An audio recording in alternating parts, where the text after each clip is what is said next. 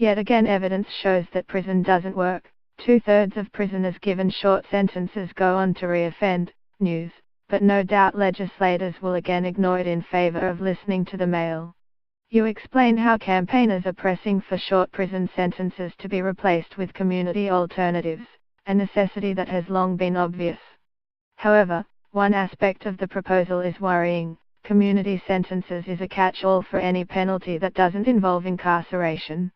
This is not a very encouraging definition. Prison works enthusiasts will simply switch to humiliation works, with chain gangs dressed in fluorescent clothing cleaning up litter. What works, and what the article doesn't mention, is restorative justice, RJ. This is something that has been available for many years, since Labour introduced it in 1998 as one of its first acts after taking power.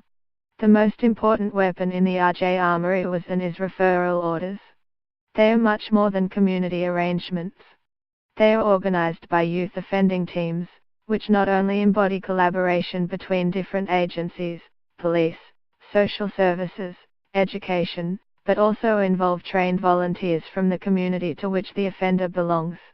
They aim to enable repentance and a degree of payback and thereby rehabilitate offenders. Victims have the opportunity of being fully involved. Referral orders are associated with a much lower reoffending rate than other disposals, and it speaks volumes for the timidity of politicians that they are still, after nearly 20 years, very little known. Even these orders, however, need careful management if they are to succeed, which underlines the importance of getting community penalties right. A report by the Probation Inspectorate last year acknowledged that the system needs updating and not all youth offending teams are equally effective.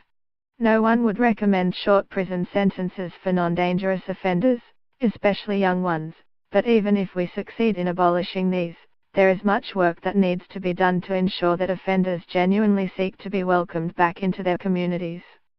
That is the secret of low reoffending rates and is at the heart of restorative justice. Jeremy Cushing, Exeter.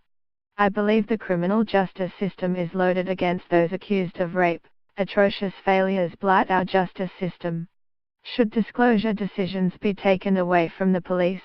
Comment, editorial, last week.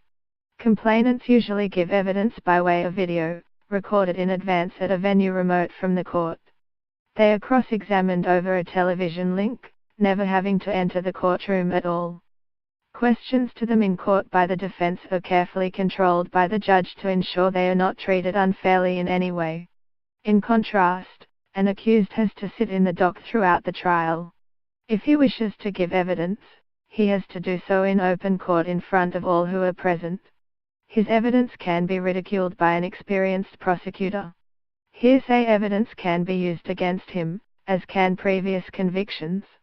If he chooses to exercise his right to silence, either in interview or by not giving evidence at trial, that decision can be dismissed as the last resort of the guilty.